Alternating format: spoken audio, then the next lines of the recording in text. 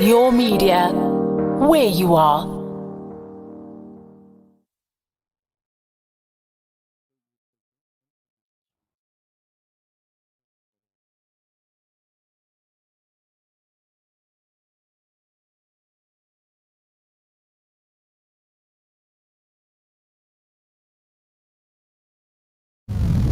With every moment, you are creating an impression. Make sure it's an impression by design. This is the transcript with Tiamo.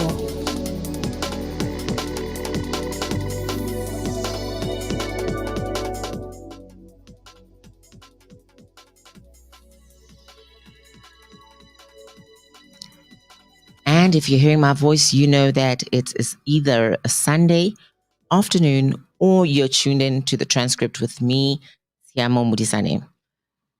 Today, I have with me in studio a man of many words, profound, someone who I came across on social media and was just inspired by his nature and his characteristic, his character. Yeah. In studio with me today, let me just give you a background. Sorry about that. In studio with me today, I have son of former Orlando Pirates player Julius KK Sono and nephew to Jomo Sono. Rulani Mokwena hails from a football family and started his professional coaching career in the youth systems. Wow. At Silver Stars before serving as an assistant manager at Mamelodi Sundowns and Pirates. And in 2019, the position you held the position for 5 months before being appointed as head coach, moving to Chipa United, and then in 2020 back to Sundowns. Welcome, sir. Thanks, Tiamo, and thanks for having me. It's a fantastic studio and my first time here, so thank you very much for having me. Thank you. So I think with all that said, the most important thing for me to do is to maybe let's start with where did it all begin? I mean, yeah, I know you're from a family of strong soccer fraternity, but I'd be lying if I said to you that my ambitions initially as a young kid were to become a football coach. I'd love to sound like I always had this dream and that I am living my dream. But the reality is, I grew up in Orlando West, in the dusty streets of Soweto. I had always the ambition to be a professional football player, and I think growing up in a family where football was the number one sport, it was a little bit easier for me to be dragged into that space already. I always say to people that I think I was into football even at the age of 2 days old, because I think at that time my parents were crazy enough to carry me to Orlando Stadium. It wasn't too far, but I would presume that even at in my first few days of being on earth, I probably was at Orlando Stadium watching my father or my family in that for that instance playing football. And from then I think it was just something that was in the blood. Football has always been something that I not only think that by God's grace is a talent that I have, but I think is somewhat of a calling. Funny, I like that you're calling it a calling, because I want to touch on the fact that you said like you'd like to say that this is where you always knew. Yeah. But growing up, what did you aspire to be? To be a professional football player. I think I wanted to be a professional football player. Mm-hmm. I don't think I knew anything else. It was only till late in my high school that I think I started moving towards a more serious direction of wanting to be a coach. And the funny thing is, even in my matric year, it's a very funny story, because even in my matric year, I remember having to fill out forms because I wanted to further my education, and it was always the goal within my family, and in particular with my mother driving as a single parent and pushing me towards the direction of a better future. And the funny thing is, even at school, when she went for parents' evening, I'll never forget Miss Webster. Miss Webster was the head of the grade, so she was the HOD. And she said to my mother at parents' evening when she went to get the reports, she says, "Your son would make a very good lawyer, a very good lawyer." So in my mother's head, I was supposed to study law. So I Not even close to a court. Not even. No, the only court for me is these 4 white lines. So, but anyway, yeah. And in her mind, she wanted me. She was fixated. She didn't budge. She wanted me to be a lawyer. And as I was filling in these forms, I filled in the forms, and it needed a parent's or a guardian's signature. So smart me didn't fill in the course that I was applying for. Oh, wow. So I gave it to her. She signed. And only after she signed, I put in sports science. Because there was no way I was going to study sports science if my mother knew. So I then enrolled for sports science without my mother knowing. Until only later, I think second year, in fact, I then told her. Second year, how did you like... I then told her. Okay, now I believe the lawyer part, because that means you can clearly lie. Well, or omit the truth. No. We call it selective honesty. Oh, okay. That's a new term. Honesty. There are certain things we don't divulge or expose, but until she asked, "How's school going?" And that was only then that she actually got to find out that I'm actually studying sports science instead of law. And then it became a bit of an issue. But fortunately, at that time also I started working at Platinum Stars, and I then could afford also even to pay for my own varsity tuition. And so you mentioned that your mom was a single parent. How was that, especially knowing who your father was and what you want to do? Navigating that whole dynamic over there. How was that growing up? Well, you only get to understand now only when you're an adult how difficult it was. Of course, in a certain way, as you say, the background that my family comes from is particularly from my father's side, where his father was a Pirates legend. He played for Pirates. My uncle played for Pirates, his brother. And of course, everybody knows good. Hey, Intwanaga KK, Yeah. So, but kudos to her for doing such a great job, because I'm sure it must have been very difficult for her to raise someone like me. No, I was very mischievous. Now we need to know. Now we need to know. Well, I was very mischievous as a kid. Very naughty, extreme, and maybe that's why I'm a little bit more focused now. Give us No. My mother always was called to school from primary school days. She always had to come to school for disciplinary. How many times have you been expelled? No, never expelled. Okay, never drastic. No, never drastic. But the naughtiness of the kid, disrupting the class, being the class clown was my biggest offense. Always being but nothing beyond the normal child naughtiness. I don't think I was that drastic, but my mother did a very good job to instill some form of discipline and focus into my head. And describe your mom to us. How was that? Or if you could put your mom on paper. Yeah, I think she's the queen of my heart. She's beautifully inside and out. I think my mother is the most beautiful woman on this earth.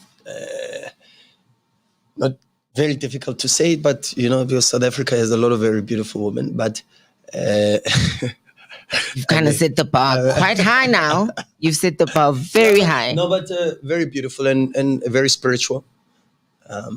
and hardworking. I think if there's anything that I've taken from my mother is the steadfast, relentless focus.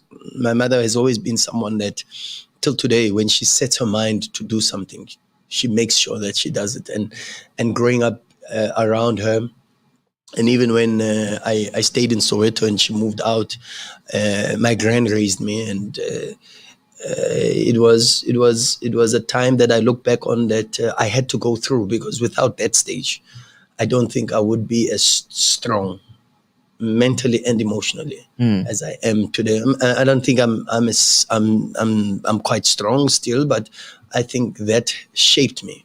That experience, that experience of being raised and spending a lot more time with my grand than with my mother and my father, allowed me to be a bit more stable and a little bit more focused in being the person that is goal orientated.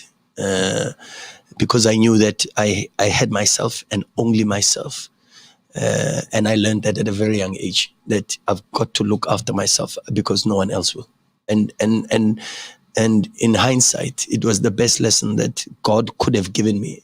As difficult as it was, but in hindsight, I think it was the best lesson that God could have given me, because it's equipped me for a lot of the situations that I face today. You just mentioned now that like you realized that you only had yourself at a young age. When did that click happen? When did you then realize like what happened? What led to that? Just a lot I of. think it's for me, how I understand it is, you have to either have been a very intuitive person or have gone or experienced something that would have clicked. For me, I had that conversation. I've always known. However, losing my mom made it more evident. So I'd like to understand, at a young age, was it just Look, I think a lot of incidents, when and small anyana things, like my grand was a nurse, so sometimes she would work night shifts. And then I would have maybe my uncle and my two not siblings, but they were my cousins, but we were like siblings. In fact, one was my aunt, but we were like more or less the same age group. So we were like siblings at that point. And, when you've got siblings and your grand is not there to cook, so you've got to cook, or you sleep with an empty stomach, or there's no food in the fridge. You melupande manje and try to make sure that you've got some form of meal, substance, something to put down the throat and into the stomach before you go to bed. And those were some of the experiences. And I remember one night, I was coming back from a day of football, because even at that age, I started coaching at the age of 14. So even then, I was already playing football and still coaching. So I remember coming back one night and I was finished. I was tired because I had played a match and I had coached, and I came back and I was hungry and I was tired, and there was no food. I slept on an empty stomach with tears rolling down, because I said, this is not the life that I want to live. I had tears, literally. I had tears rolling down. And that day, I think, was a turning point in understanding that if I don't do it for myself, no one else will. Yeah. You come across as I mean, at 14, coaching, I think young boys at 14 just want to play. Yeah. And, given your family, I would assume you'd also just want to play. That's, Yeah. But you come across as someone who's always had a big vision or a big goal. Like you've thought your life through from a young age. I think so. Stumbling, and I use the word stumbling very loosely, but stumbling into religion and Christianity, because as I was growing up, we then started Palisa and Mama Mingi. Mama Mingi was one of the ladies, Palisa's mother, in fact, in Orlando West. We were in the same street. And they started a home cell. So every Wednesday, we started going to home cell, which is church but at home. And this was religious every Wednesday without fail. So I'd come back from training and every Wednesday, and I'd make sure, I'd come back from school first and then go to training. From training, go to home cell at 7 o'clock until 8:30. And stumbling onto the Word of God and onto Christianity was for me maybe the moment, because I then got to understand the Word of God better. I was introduced to it even in primary school, but I think the home cell made me a little bit more committed to the religion. Because it was very easy sometimes to say, I'm too tired, I've come back from training, I'm too tired, I'm going to miss home cell. Or I'm too hungry, I'm going to go home and eat and shower and then do my homework. But I presume now that I'm a little bit older, a little bit more sober, I would think that is what spirituality, not religion, but spirituality is about. Correct. It's about sacrifice. And the ultimate sacrifice is what is transcripted in the Bible, with God sacrificing his one and only son. He didn't have 3 or 4. He had one, because you know how we are as human beings. He had 3 and he sacrificed one. We would have said, he's got another still got 2. more. It's fine. It's not really.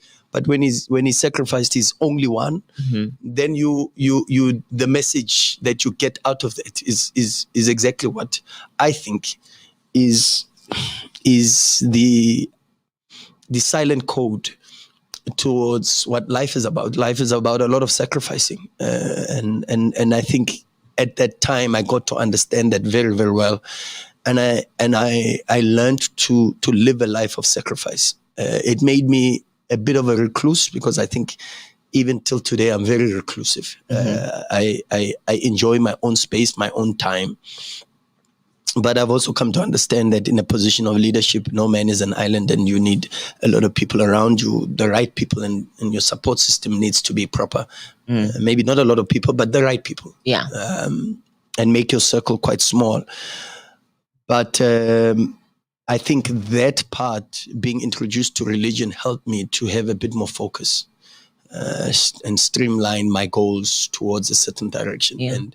And when I could see that my direction, my calling was coaching, I think I worked extremely hard, made a lot of sacrifices to then succeed at it, because the pressure also was, in a way, and to myself as a football player, because of the injury and maybe also because of responding to the calling, I took it as a failure of not being a successful football player. And I could never allow myself to fail as a coach, particularly with the background that I came from, where there's legendary status from all the way back from my grandfather to my father, to my uncle. And that pressure was something I put on myself from a very young age.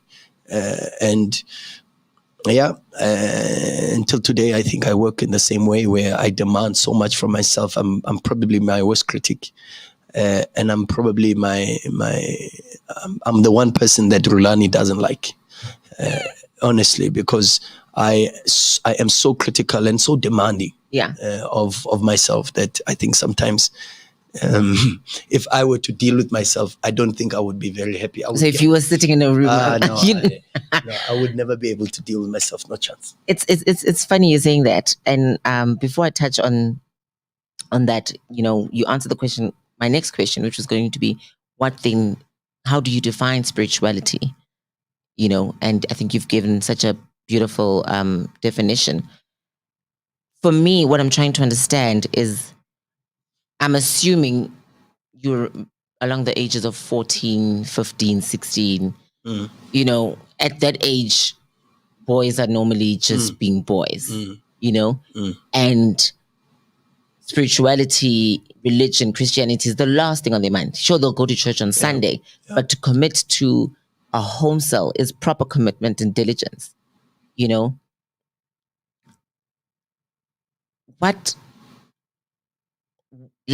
How did that even The grace of God, I don't know. I not only committed myself to the home cell, but I became a fisher. So I became a recruiter. So I would bring my teammates. I brought my coach. I brought Tabo. Tabo was my coach at the time. I brought him into our home cell. I recruited people for the home cell. It's incredible. And how I'd love to sound like a genius. I'd love to sound like someone that knew what he was doing. I didn't know, except to accept that it was just part of the calling. It was just part of God's, and that's why sometimes I believe in as difficult as it is. Maybe because I've been led more into Stoicism, and that's why Stoicism is a philosophy, an ancient Roman Greek philosophy that became a bit more like a way of life. And very closely aligned to Buddhism and the likes as a spiritual way of understanding the world with different virtues, and it's something I prescribe to even today is Stoicism, because I feel that Stoicism helps you to let go. And it's closely aligned to the Bible and Christianity, because when God speaks about being still, be still and know that I am God. And when God speaks about in the Bible saying, I feed the trees or the birds and I make sure that they are safe and the animals, what more do you think I can do for you? Yeah. So sometimes, it's within our nature as human beings to try to be in control of everything and try to keep and understand and plan and all of this. But even the Bible itself says that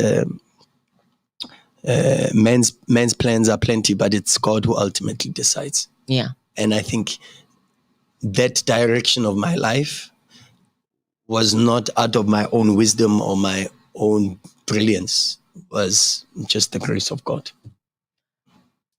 As you're talking, I'm thinking to myself, why not ministry? Well, again, when you start to understand, and it's a bit complex. There's a difference between wisdom, knowledge, and understanding. Please enlighten. There is wisdom, and I always pray when I ask God for wisdom, I ask Him for wisdom that surpasses human understanding. Yes, because when we are only wise through experiences. Correct.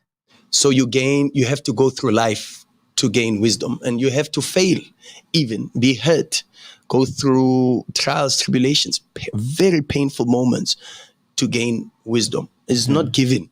Yeah. You've got to go through the test of life, and this is how I see it.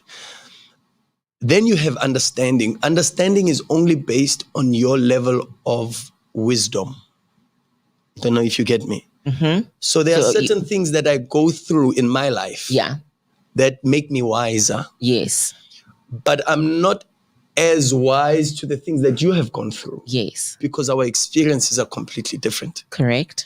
So that element of understanding, compassion, empathy, if you want, can only come if I've experienced what you've experienced. If I have the wisdom of the things that you have. Okay.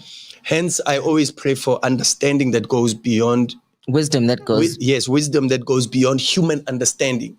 Because I can only understand based on what I've experienced. Yes. Which is that wisdom that I will have. Yeah. So that's why I pray for wisdom that goes beyond what I have experienced, what you have experienced, because that's greater.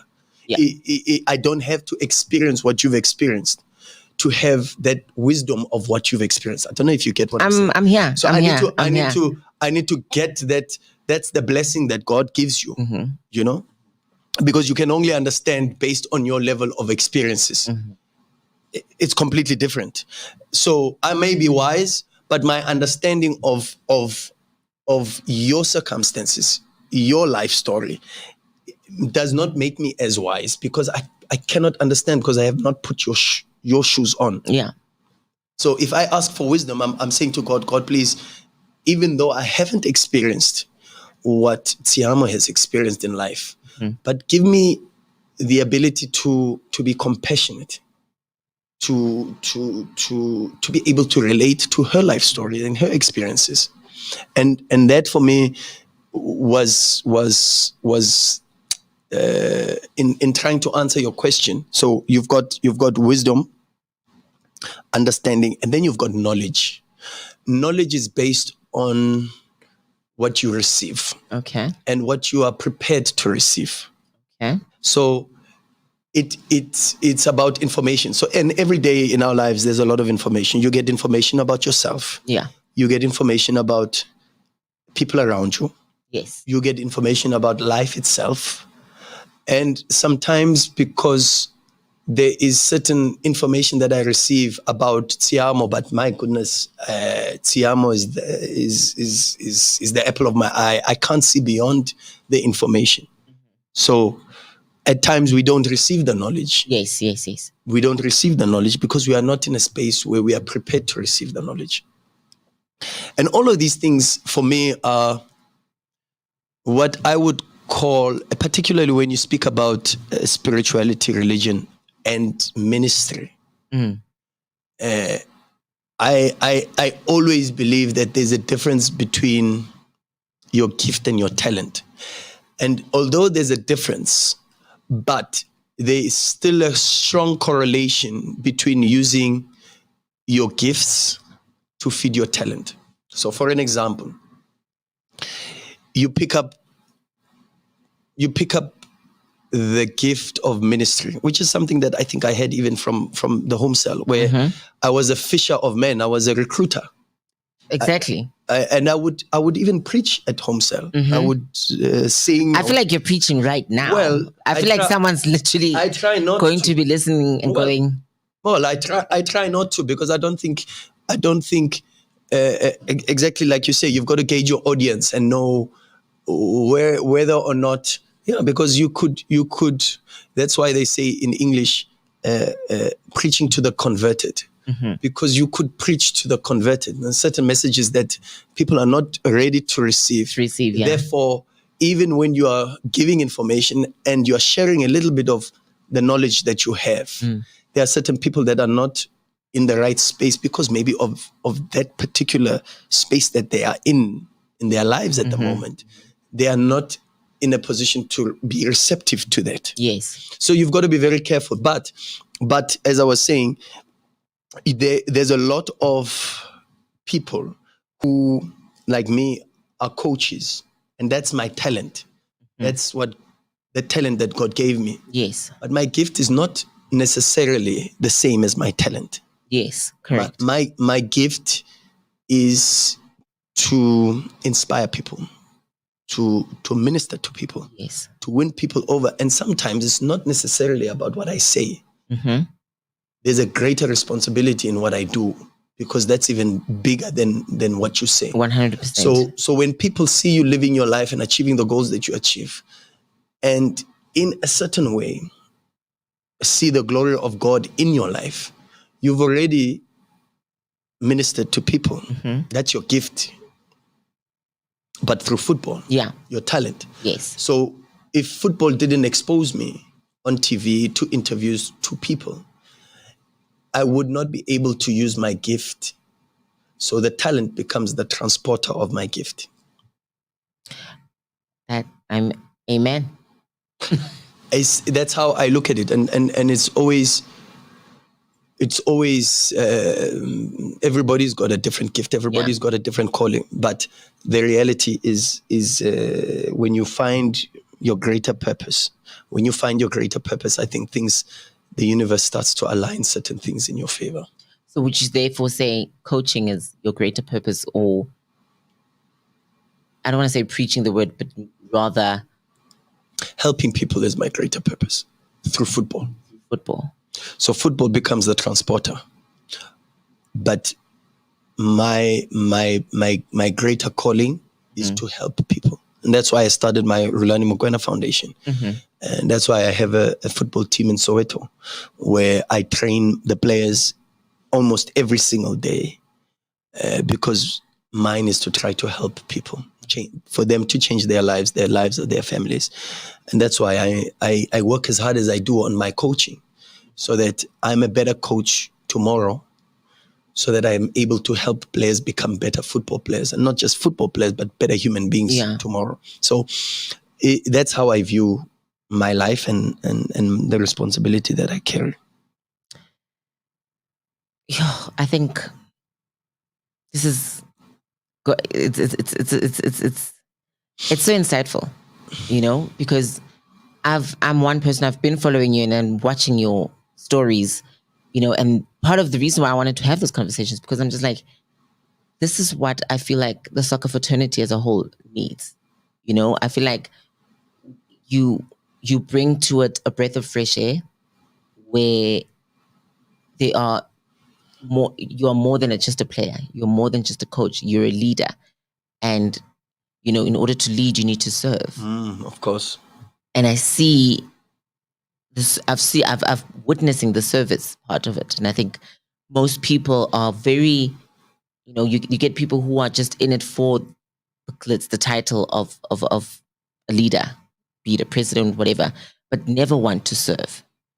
Yeah. And for me, I then want to pose the question to you is, in your serving, what have been the times where, and I mean, it's only human to either have that point where you're like, I am actually serving under someone who should be below me, like a Joseph, when you sit there and you're like, now, people are supposed to bow to you, but right now you need to be, in the ditch. But the story of David is also the same. David was anointed. They came to his house. He was in the field, David. Yeah. Busy with the sheep. He was a shepherd boy. Yes. And in those times, ugqoka batata in the desert, you know how smelly those shoes become, in the sun every day and then at times you navigate your way through the field, through the manure of the sheep. And then you start smelling like the sheep.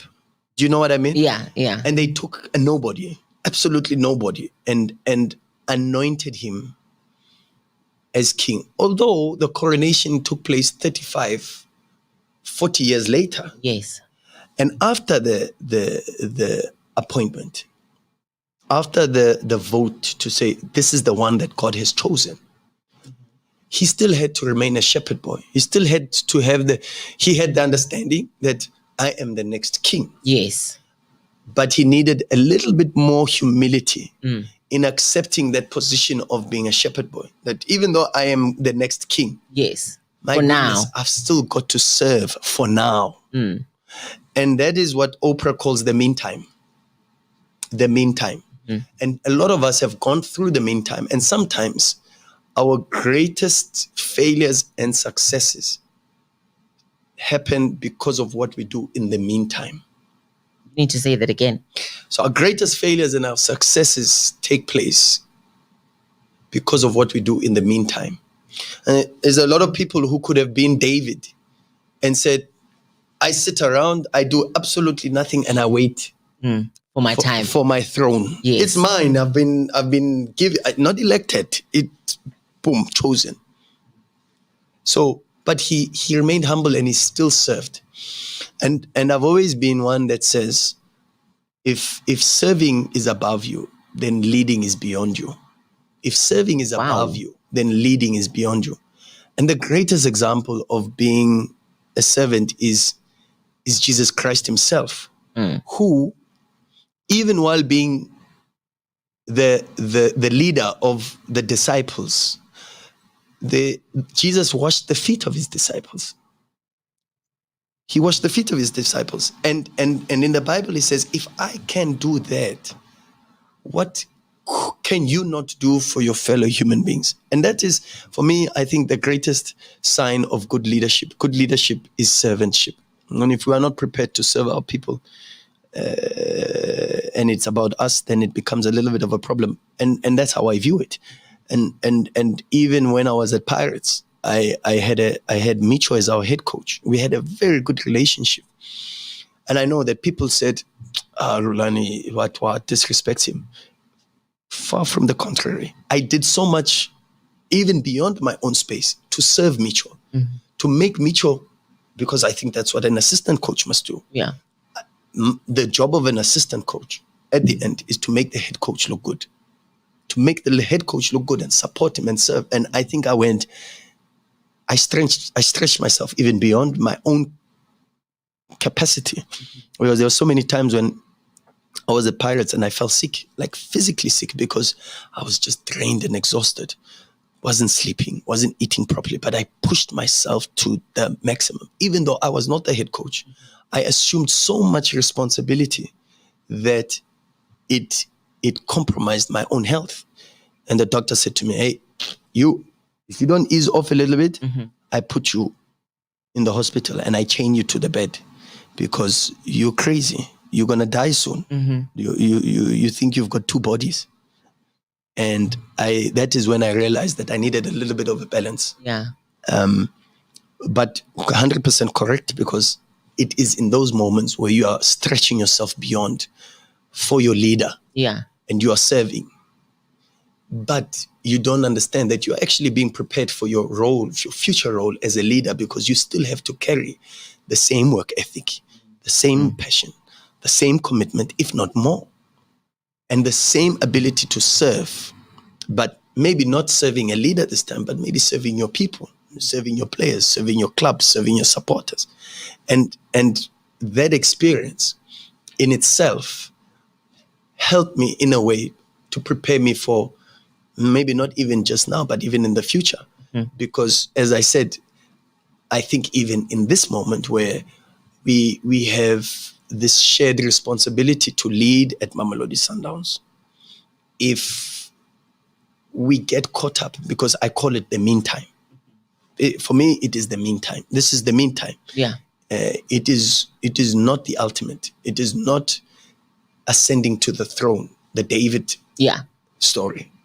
It is still being the shepherd boy that you were, still looking after the sheep religiously, waking up at 4 a.m. to walk the sheep up the veld, etc., etc., etc. And while you go through the meantime, it's very easy to say, but why must I do so much for the head coach? Yeah. Why must I make him look so good when he doesn't even lift a finger? And if you stop, that's when your future failure will come from. But if you persist and you continue and you say, God is preparing me for something bigger and better and greater, you are then able to go through the meantime. And that is where your future successes will come from. Your failures during the meantime do not amount for anything. Your failures during the meantime are only stepping stones, are only preparation phases. That is only preparing you for what is bigger and greater. And you should never, ever, ever be disgruntled or demotivated or lose focus when you go through the meantime. And everybody's meantime is completely different and comes at a different time. Yeah. So I was fortunate enough that I served my meantime while I was still head coach. I got a taste of being head coach of probably one of the biggest clubs on my own, not co-coaching, of one of the biggest clubs on the African continent, a club that you look at this thing and you say, it could only have been written in the stars. Yeah. It is only a story that I'm sure God was telling my grandfather in heaven around the dinner table, saying, one day your grandson is going to be head coach of Pirates. With that said, my next question is, how do you define destiny? Because what you're just saying now to me is saying destiny. You know, I've never thought about that. When God designs our lives, he sits down and just maps it out properly. And even though there are challenges, everything, as you said, they just bring you towards that. Interesting question. I don't know if I've ever thought about what destiny is. And maybe I need to take a bit of time to think about it, because I don't know. I am not sure if destiny is what we make it out to be.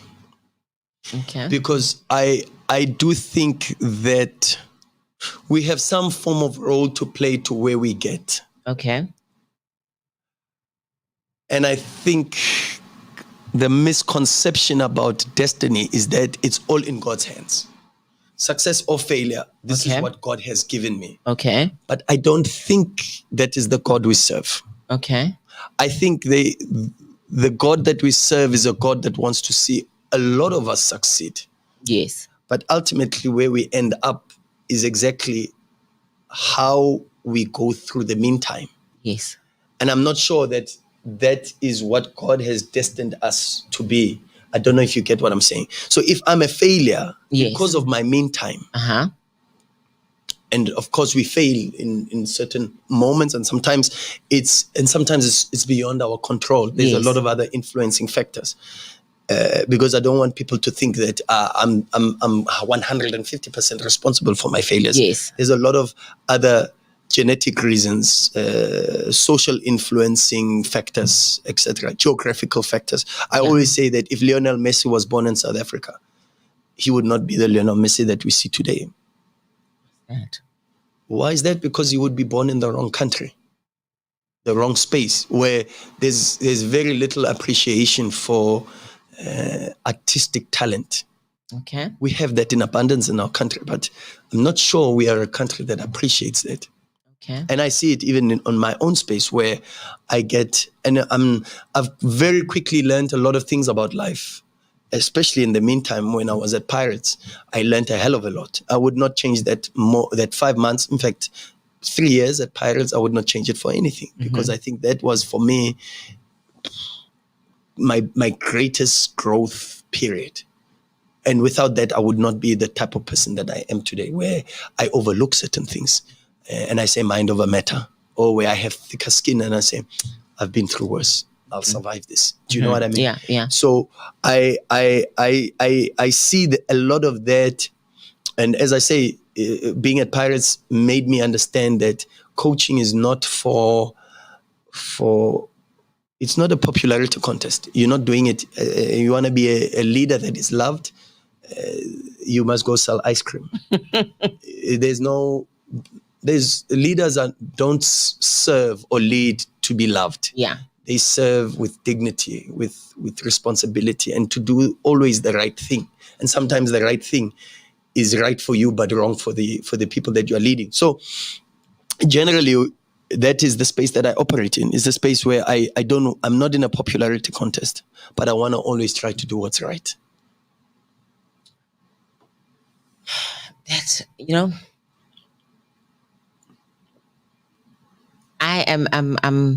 I'm lost for words, which never happens. It hardly happens.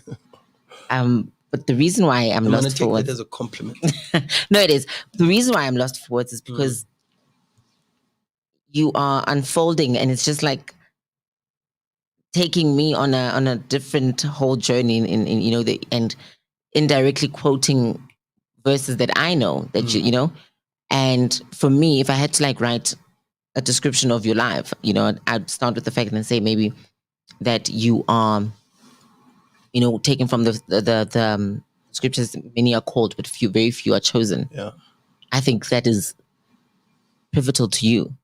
There are many coaches, but only few are actually called to be. I get you 150%. It is a scripture that has resonated with me ever since I've known the Bible.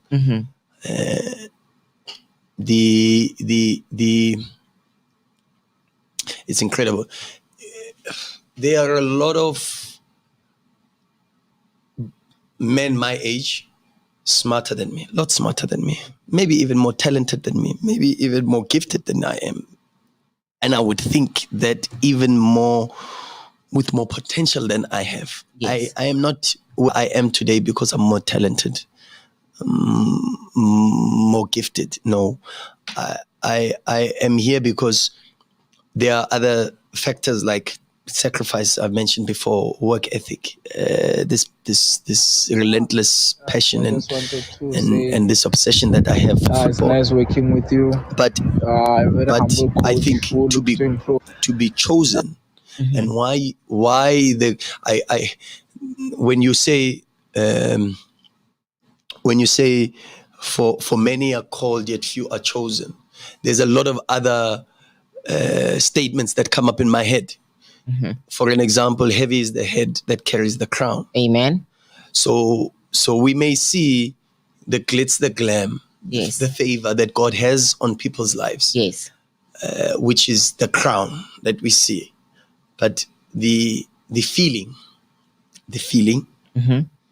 wisdom, knowledge, understanding, Yes. the feeling of carrying the crown, Never know. you never know.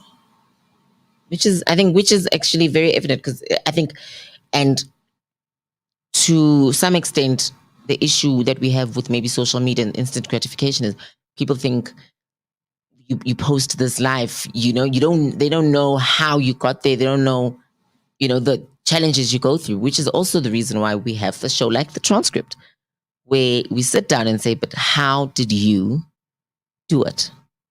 And I think it's very important, especially for your fans, your supporters, people who look up to you, to listen and understand that you are who you are because of A, B, C, D, However, we're at the part of the show called a segment where I then surprise you. Oh, okay. Interesting. So if this was obviously a book, it would have a forward. And the spirit of the forward, this is yours. Okay. So I want to play the jingle. The forward. Now. Hello, Coach Rulani. This is Aubrey Mudiba. Yes, I just wanted to say it's nice working with you. A very humble coach who looks to improve all the time, who wants players to be at their best all the time. And thank you for everything that you've done for me since I got to Sundowns, the confidence you gave me, the lessons, to be able to improve my game. And I'll forever be grateful for that. And I must say, must continue growing, being a good coach. And yeah, it's lovely working with you. I really enjoy every moment of it. Thank you. How do you feel hearing somebody who serves under you, or who you're serving, speak such nice words about you? It's incredible, because just the other day we were doing corrections with Aubrey, and when he came to Sundowns initially, you have to understand his character a little bit. It took a little bit of time for him to settle, because he's an introvert and very soft-spoken and very comfortable in his own little space, and only expresses himself around people that he can trust. Yeah. And it took us a long time to be able to get Aubrey to trust us. And we were doing corrections the other day, and I said, Aubrey, what do you see as the difference between the corrections today and the previous corrections? And he didn't know. And I said, your freedom to speak even about your mistakes. It takes a great sense of confidence to be able to identify your mistakes and speak about them openly, without feeling as if people will judge you based on the mistakes that you've made. And he has worked extremely hard to fight for a place at Sundowns and to own that place at Sundowns. And yeah, no, I'm humbled by his words, and to be honest, the proof is in the pudding. When I saw him with confidence in a video session, with confidence to speak and say, here I should have dribbled, but I didn't. Here I should have had a better body position, but I didn't. Here I should have shot, but I didn't. And to self-critique yourself, to self-evaluate, to introspect, you need to have a certain level of self-assurance that the mistake doesn't define you. And I'm humbled that he's actually at that space in his career where he knows that the mistakes that happen on the football field do not define him, that he's still a very good football player, and that he's transcending to become even better than what he is. That's but I think that's interesting, you know, because as I like the fact that you mentioned that in order to be able to have, you know, to critique yourself, you need to be willing to look in and have, you know, grounding. Yeah. Earlier, you mentioned that you're in the meantime. And I think it's only fair that we touch on the throne. So what is it that where are we working towards? What is your throne? Because we're playing the long game here. Yeah, of course. Well, I think it's no secret that one day I'm going to be a head coach. One day I'm going to take all the lessons that I've received from Platinum Stars as an assistant, Pirates as an assistant, Sundowns as an assistant, Pirates as a head coach, Sundowns as a head coach, and all those experiences will help me to be a better, not just a better head coach, but a better human being. And I know I've got a long way to go. I know that I'm running a race where I always tell people I am disabled. I am disabled as I start, and maybe not the word disabled is probably not the right word. Yeah. It's a bit harsh, but I am handicapped. I am handicapped in the sense that I never played professional football. So I don't have a reputation to fall back on. Mm-hmm. I have to make sure that I work extremely hard every single day to forge a way for myself. And sometimes I feel helpless in the sense that I'm forging a path where there's only a jungle, where kids now, I meet kids who are 17 years old. I have DMs on my social media where I get kids who are 14, 15, 16, and maybe even who are in matric and say to me, I want to be a coach. It was never thought of a couple of years ago that kids would aspire to become coaches. Mm-hmm. And if that is something that I can suffer for, if that is something that I have to be prepared to be cut for, then so be it.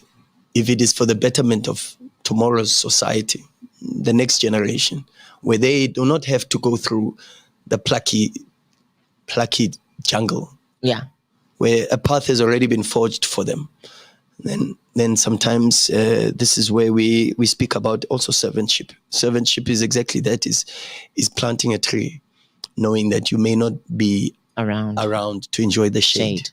And that's it. And I'm in that space where I am fully aware that my being handicapped, my being young, because the picture of a coach, maybe not now, but maybe 5, even 10 years ago, was older men who just like I think, what is it, Clive Barker? Yeah, 100%. That exactly, that's what comes to your mind. Is a person that played football, is in his 40s, 50s, 60s, maybe not even 40s, 50s, 60s, an old man that can't kick the ball anymore.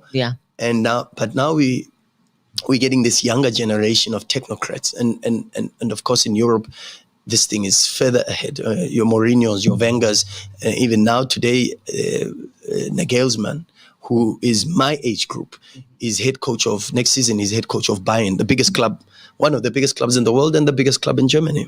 And for them to be able to trust him with that responsibility, him not having had to play professional football at the highest level, him being young, and those are the two handicaps that I so when people speak, and especially for women who talk to me and say, do you know how difficult it is in a male-dominated sport? I can easily correlate because I have that understanding, because I've also got these prejudices that work against me. Rulani is too young to coach Sundowns. I get that all the time. Rulani never played professional football to make it. I get that all the time. and Rulani is black. These positions of leadership and authority in our country are somehow, for a very strange reason, are only for the privileged race. Yeah. So when you are handicapped in that space and you quickly understand that you are handicapped, it then says to you, you've got to be twice as good as the next person. Twice as good. Being just as good is not going to help you. It's not going to help you. You need to be twice as good. Okay.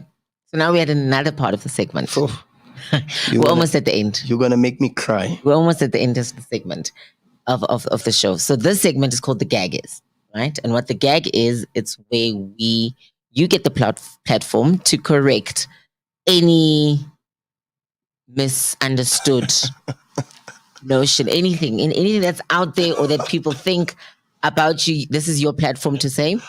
And I'm going to say mine. Yeah. I'm going to play the jingle and then say mine, Okay. like what I think, So let me first play the jingle. Getting nervous. Interesting. The gag is. Okay, so for me, the gag is about Rulani, that you and Coach Sean, is it Sean Lowe? Yes, Sean Lowe. Are related because you're splitting image of each other. I hear that all the time. It is not true. Just the other day, I was in Bloemfontein actually, and he came to visit.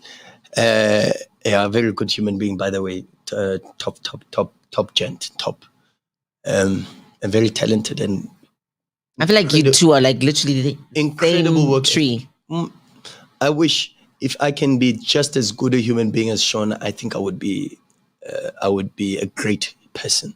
But having said that, I said to someone came as we were sitting on the table, and one of the people who came to visit at the hotel said, "Are you guys related?" And my response was, I mean, now, Sean, we really have to ask our parents. I feel like somebody must explain exactly what is happening, because, but yeah, to be, no. Sean is Sean. not your brother. No, but Sean is not my brother. No. Okay. So what is the Unfortunately. So what is the one thing that you think you would like to clear out? Well, there's a lot, but some of them I don't even bother, because I think it's only for the people that know me very, very well. Yeah. There is the thing that Rulani is very arrogant. Far from that. I am extremely far from that. Maybe my competitive streak and my competitive nature makes people to think. But that's what I got actually from like posting you. Yes. Everyone just said but it's far from that. The people that know me very well, but it's not for me to even talk about my own character. So I accept and I was very quick to accept that. But I think I don't think I would be where I am today if I had that much. But anyway, I think the one gag I'd like to because it's funny. It happened. No, it's hilarious. And although it's not hilarious, because I don't think the motive behind it was lighthearted. But there was a video on social media of a guy that apparently looks like me, and he did a sex tape. And then it became viral, this thing, and people thought it was me. So I started getting messages.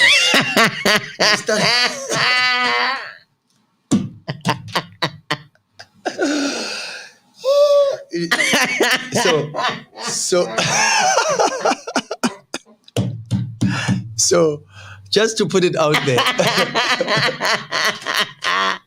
So just to put it out there, that was not my sex tape.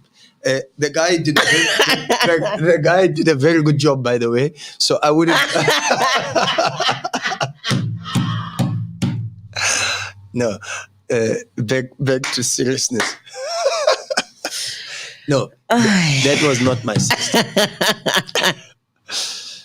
And even though, because he did such a good job, yes. I would say I wouldn't mind. But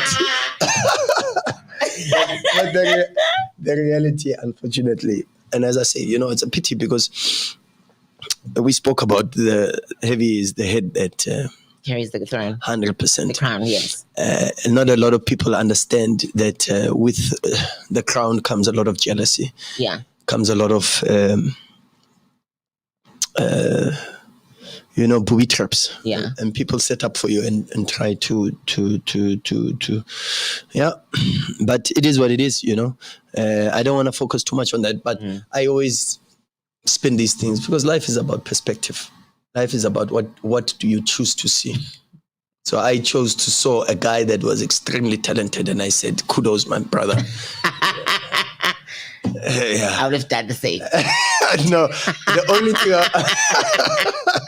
only thing I would not. No, actually, let's not go. No, but we're clearing the air. No, let's not go there. I would never record. I don't think it's. But now these messages. Let's go back to these messages. Yeah. What were the messages? Sure, lots. Like congratulating me. Some of the guys came to congratulate me. Some of the and then there was women. Yes, because I'm expecting. I was the followers. Yes. Boom, coming. because and there was one that was sure. She said something like, "Sorry about your sex tape being leaked, but just know that women my size found it very." I don't know what was the thing, but it was, and then the women of the size started following me because plus size. Yes, the plus size. I don't know how to put it, and respectfully so. Yeah. The plus size, yes. Yes. Started following me, and they started writing to say, "Hey, you're a type. Clearly you're for us. You're a type." So, are you a type? I'm a type for everybody. I'm God's child.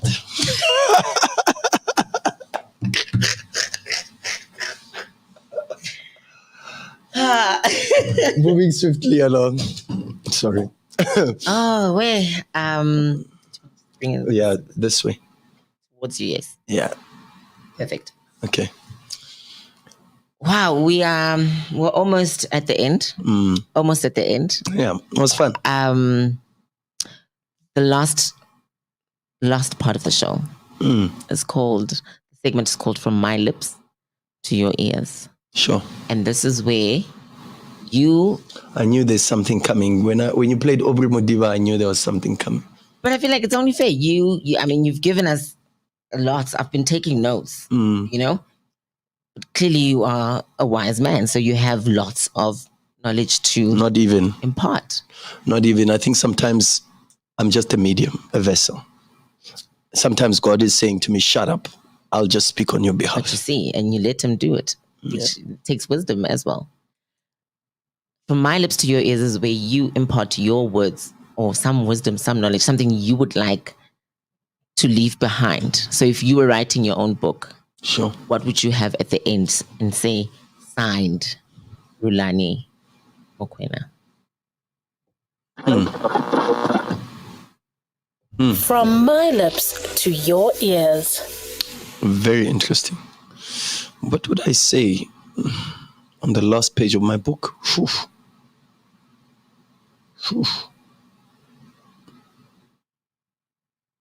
Very interesting.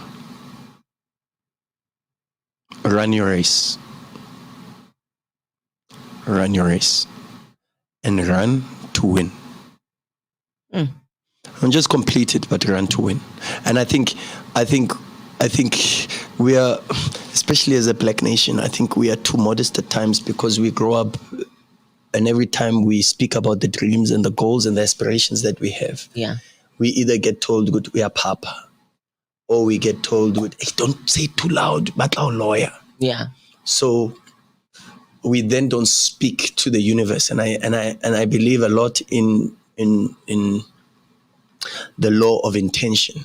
The law of intention is live your life every single day intentionally. Yes. Intentionally to succeed, to win, to be the best that you can be. And even in that space, always reminding God of his promises, because the Bible says you are the head and not the tail. You are above and not beneath. You were made in his image, and therefore, as the joint heir to the throne, you should be succeeding at whatever you set your mind to. So when you run your race and you shut out all the noise, the universe has a way, man, of conspiring to assist you and making sure that it lays certain conditions along your path to assist you. Amen.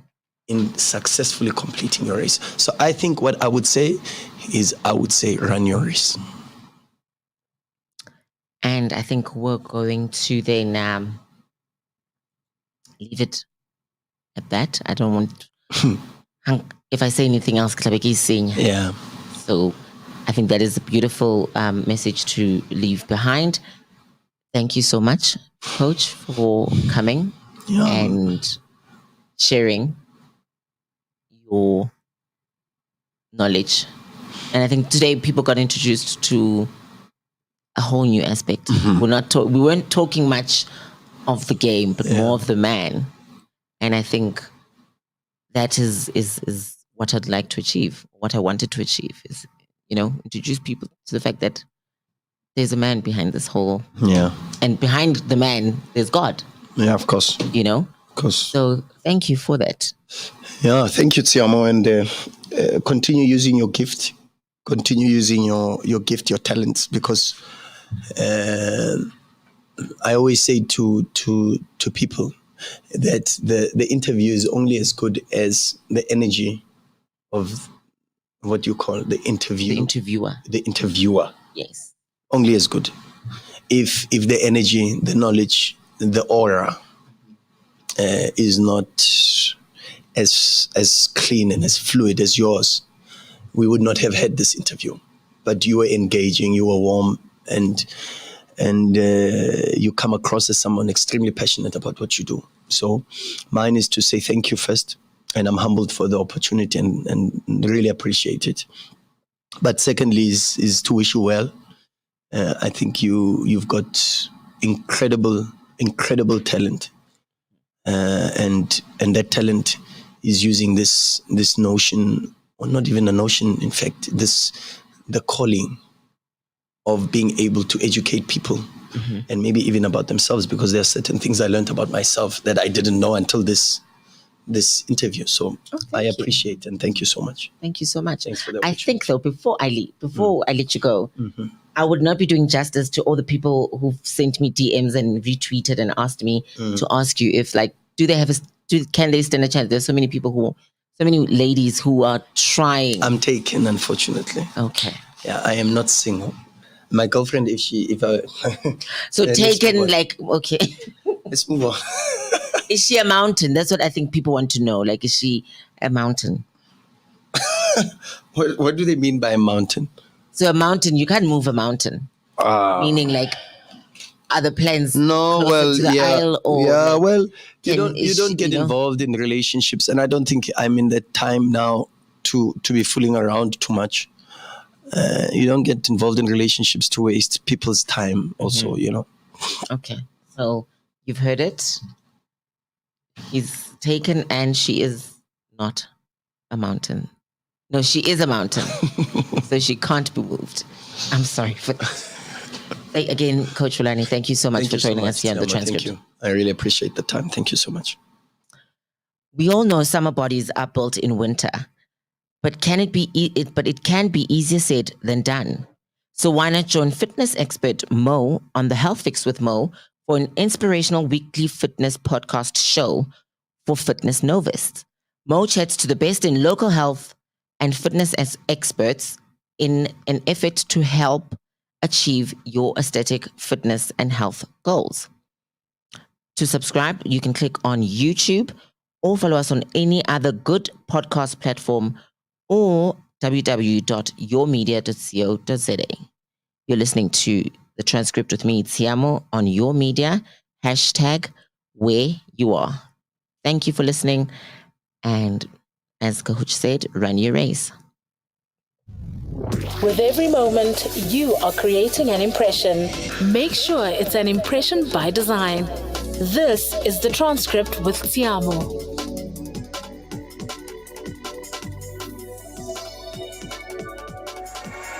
Your Media, where you are.